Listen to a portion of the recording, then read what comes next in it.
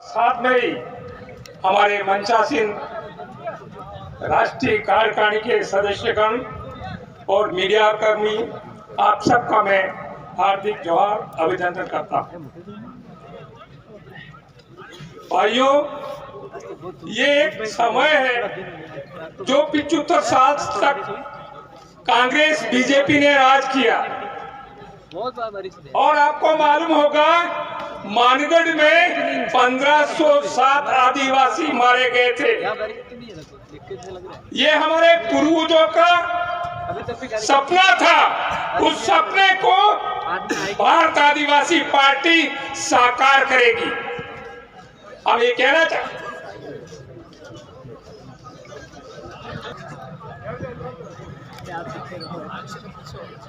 तो ये हमारे जो पूर्वजों के जो सपना था, उस सपने को साकार करने के लिए भारत आदिवासी पार्टी का आगाज हुआ है। आज देख रहे हैं हम पूरे देश के अंदर जो नरेंद्र मोदी है, वो स्पष्ट बहुमत की सरकार बनी थी। स्पष्ट बहुमत था। हमें स्पष्ट बहुमत सरकार की वजह से पूरे देश के अंदर कहीं आदिवासियों को अत्याचार हो रहे हैं, कहीं मुस्लिमों पे अत्याचार हो रहे हैं धर्म के नाम से, और कहीं देश के एसटी एससी ने छुआछूत के नाम से हो रहे हैं। ये जो अत्याचार हो रहे हैं वो लगातार हो रहे हैं। आपने देखा होगा मणिपुर के अंदर जहां बीजेपी की सरकार है, राज्यपाल आदिवासी है, देश की जो सरकार है वो बीजेपी की है, और देश का राष्ट्रपति है वो आदिवासी है। जब आदिवासी होते हुए, राज्यपाल आदिवासी होते हुए, बीजेपी की सरकार होते हुए भी आदिवासियों के साथ में, औरतों के साथ में बलात्कार किया, उनको नंगे करके जुलूस निकाला, कितनी शर्मनाक बात है। ये हम पूरे देश के आदिवासियों की नहीं, पूरे देश के लोगों के लिए शर्मनाक बात है। ऐसी सरकार एक घंटे नहीं रहनी चाहिए निश्चित रूप से। लेकिन राष्ट्रपति जो बनी हुई है वो गुलाम राष्ट्रपति है। ऐसे गुलाम राष्ट्रपति को शर्म आना चाहिए। नहीं तो मणिपुर की सरकार तो बर्खास्त करते, केंद्र सरकार भी जिम्मेदार थी। लेकिन भाइयों और बहनों, आपने देखा होगा कि डूंगरपुर जिले में आपका आशीर्वाद रहा और 2 एमएलए बनाया आपने, और साथ में ही 13 जिला परिषद सदस्य बनाया। 13 जिला परिषद बनाया जो आदिवासी सिलेक्शन प्रणाली था उसके तहत, और कांग्रेस के 6 जिला परिषद सदस्य थे, बीजेपी के 8 थे। लेकिन 13 की जिला प्रमुख बननी चाहिए थी, लेकिन कांग्रेस और बीजेपी, ये कमल कांग्रेस पेड़ पूज्य, अरे पेड़ हुजी तो हुजिया बड़ा ताणवर ऊपर थज्या। अरे केरमा आदमी बहिराने वेसમાં ઝઘડો થઈ પડે,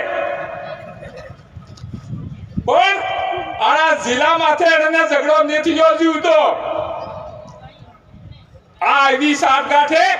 એટલે હું કેવો ચાહો ये पावर हमारा जिला परिषद आप सबका था कि 13 जिला परिषद से बना दिए ने अणने पेड़ हुआड़ी। अब आपका फर्ज बनता है राजस्थान में भी बीजेपी और कांग्रेस, गहलोत और वसुंधरा को पेड़ हुआड़ी दो। ये आप करके दिखा सकते हो, आप करके दिखा सकते हो। आपके पास पावर है, आपके पास ताकत है। वो भी ताकत में 17 एमएलए तो बना दिए, तो राजस्थान में जो सुन रहे हैं, ये जो भारत आदिवासी पार्टी है उसको ज्वाइन करने तैयारी कर रहे हैं, और निश्चित रूप से राजस्थान में एक जबरदस्त तहलका मचेगा और डूंगरपुर की पुनरावृत्ति हो जाए, उसमें कोई शक नहीं हो। मैं कहना चाहता हूं कि पूरे देश के अंदर अब ये जो जलवा दिख रहा है, ये जो भारत आदिवासी पार्टी के आगाज के अवसर पर, उसमें हमारा एसटी एससी, ओबीसी, माइनॉरिटी, इन सबको एक मंच पे आना होगा। और निश्चित रूप से हम एक मंच पे आ गए तो 2024 का जो चुनाव है उसमें हो सकता है देश के अंदर नरेंद्र मोदी और कांग्रेस शामिल हो जाए। तो ये फर्क बनता है देश के मालिकों को इसलिए फर्क बनता है कि आज तक हमने सहन किया, आज तक देश की जनता के साथ अत्याचार हुए, अन्याय हुआ, तो हमने स्वीकार किया है। और ये देखा हमने कि क्यों हो रहा है ये इस वजह से हो रहा था कि जो सिलेक्शन पावर था, वो सिलेक्शन पावर इन कांग्रेस और बीजेपी थे, उनके उद्योगपति थे, लखपति थे, करोड़पति थे, उनके हाथों में था। वो सिलेक्शन करते थे, जो एमएलए सिलेक्शन करते थे, एमपी सिलेक्शन करते थे, वो उनके गुलाम होते हैं, उन्हीं का सिलेक्शन करते थे। इसलिए मैं कहना चाहता हूं कि भारत आदिवासी पार्टी आई है, वो जनता तय करेगी, जनता सिलेक्शन करेगी और जनता के द्वारा सेलेक्ट किया हुआ आदमी एमएलए बनेगा, एमपी बनेगा, तो निश्चित रूप से पूरे देश के अंदर जनता बदलाव आ जाएगा। हमारे गुरु गोविंद का सपना था ओसा वाला है नेसा वाला है ओसा करवाए नेसा वाला है इन्होंने ऊंचा करवाने मतलब है कि हाईकमान की ताकत है, ये हाईकमान जनता बनेगा तो निश्चित रूप से की निश्चय पड़ी जनता है ये ऊंची थी जाएगा। ने पहला जी हाईकमान है, ये हाईकमान ध्यान था कि देश पड़वाना है। लेकिन ये हम सबका फर्ज है, हम सबका फर्ज है। इस देश के अंदर जो बुद्धिजीवी है, जो मनन करते हैं, जो दुखी है, इस देश में जो अत्याचार हो रहे उससे परेशान है, उन सबको एक मंच पर आकर के हमको जो सिलेक्शन प्रणाली है, आदिवासी सिलेक्शन प्रणाली, ये जो गणतांत्रिक व्यवस्था है उसको अंगीकार किया है भारत आदिवासी पार्टी ने। तो ये आप साफ मानिए कि अब जो सिलेक्शन होगा वो सिलेक्शन ऐसा नहीं होगा, सिलेक्शन अब जनता तय करेगी। यदि जनता, हम एमएलए हैं, जनता कहती नहीं आपका काम नहीं है, आप बैठ जाइए यूं, तो हमको बैठना पड़ेगा। इसलिए नकवेल जो है ऊंट की, वो नकवेल हम जनता को देना चाहते।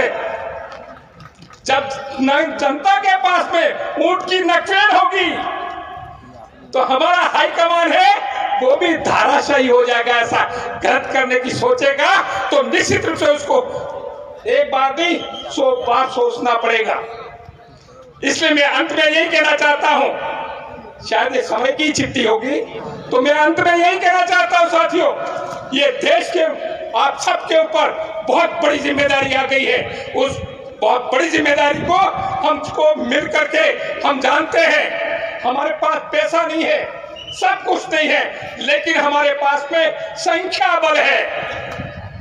और संख्या बल है तो हम यदि थोड़ा थोड़ा उठा लेंगे तो पहाड़ उठा सकते हैं।